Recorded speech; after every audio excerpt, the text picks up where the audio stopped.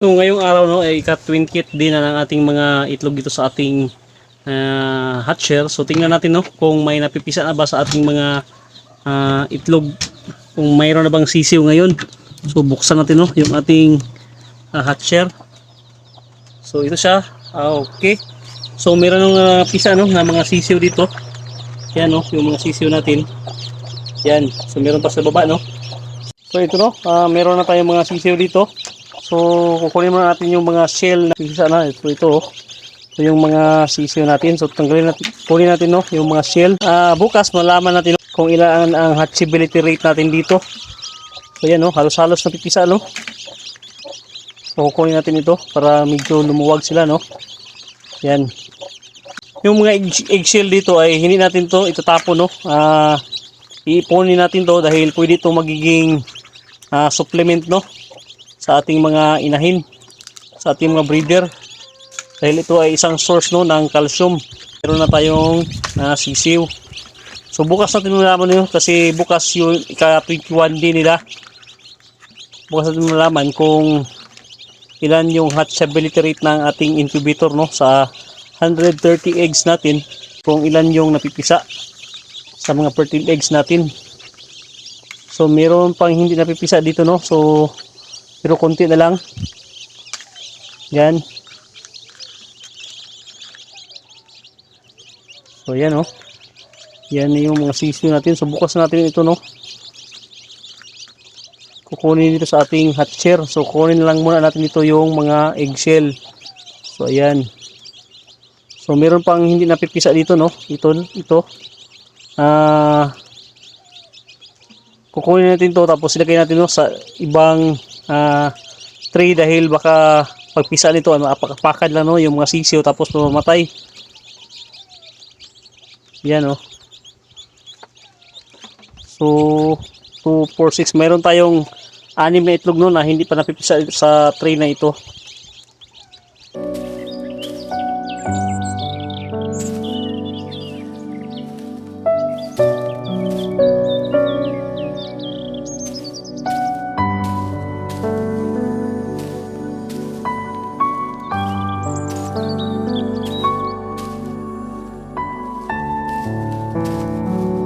Ngayong araw ay ika-21 day na ng ating mga itlog sa ating incubator, kaya patayin na natin no, yung ating incubator dito para kukunin na natin yung ating mga sisiw sa loob. So ayan, papatayin na natin to. At saka pati dito yung EBR natin no, papatayin na din natin to. So ngayon ay buksan natin no, yung ating incubator. Tingnan natin kung ilang piraso na ba yung napipisa sa ating mga sisiw. Tinignan natin ito kahapon no, at mayroon tayong 23 na mga itlog na hindi pa napipisa. So ngayon tingnan natin kung ilan na ba yung natitira. So ito no yung incubator natin. Pinatay na natin no yung kanyang power.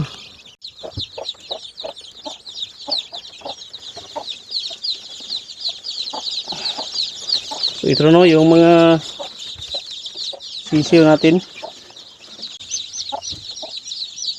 So ito pa yung isa.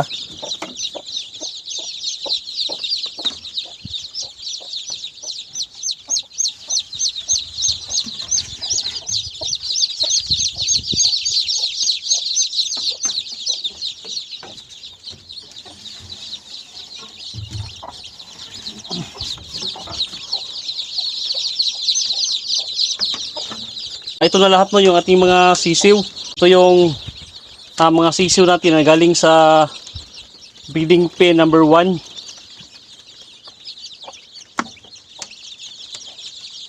So ito yung mga sisiw natin no, galing sa breeding pen number 1 ito. So ayan. So ito naman yung actually bago natin ito ilagay sa incubator no, ay yung mga itlog natin ay nilagyan muna natin ng markings para madali natin ma-identify no kung saang breeding pen natin siya galing.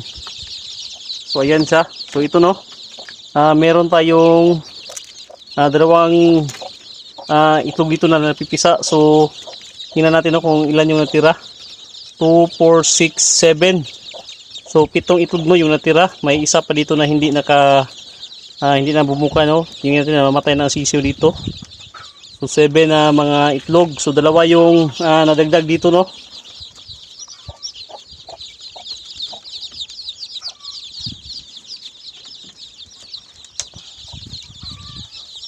So dito naman sa kabila.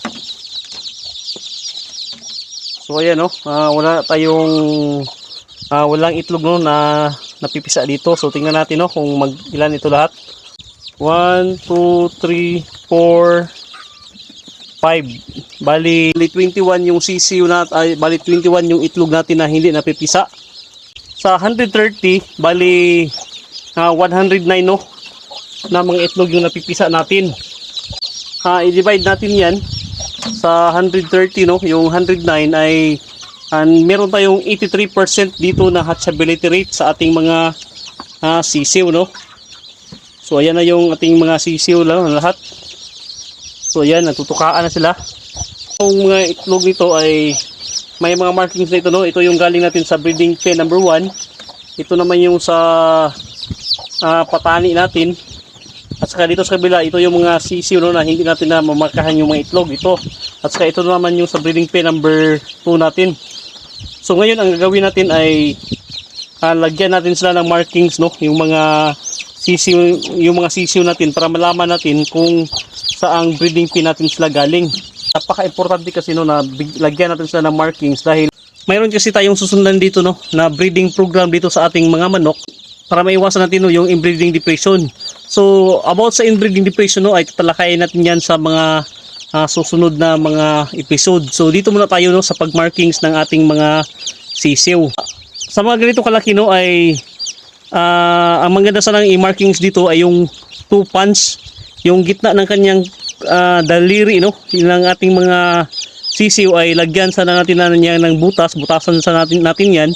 Ang problema lang natin ay wala tayong nahanap, no, na pang butas para dyan. Meron kasing para dyan, no, na gagawing para pang butas, kaso wala tayong pang butas. Ngayon ang gawin natin ay tanggalan natin sa ng kuko para malaman natin kung saang breeding pen natin sila galing. So ito lahat, no, ay mamarkingan sa atin ito lahat para malaman natin, no, kung saan silang breeding pen galing. Tapos natin na lagyan ng markings yung mga sisiw natin dito. So dito banda, no, ay ito yung nasa breeding pen number 1. At saka dito naman ay sa breeding pen number 2. So sa breeding pen number 1 natin ay ang markings natin, no, ay nilagay natin dito sa kaliwang bahagi, no, ng kanyang paa. Kung tingnan nyo ay tinanggalan natin siya, no, ng kuko, no. So yan yung markings natin, tinanggalan natin siya ng paa sa kaliwang bahagi, no. So dito naman sa breeding pen number 2 natin. So ito, no,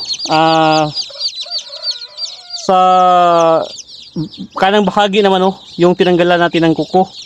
So ayan, no, napaka-importante kasi, no, na meron silang markings para paglaki nila ay hindi na tayo malilito, no, saan breeding pen sila nagmula, para malaman natin, no, agad na sila yung i-match natin para maiwasan natin, no, yung tinatawag na inbreeding depression. Ang inbreeding depression kasi, no, ay ito yung resulta ng sa pamagitan ng intensive inbreeding.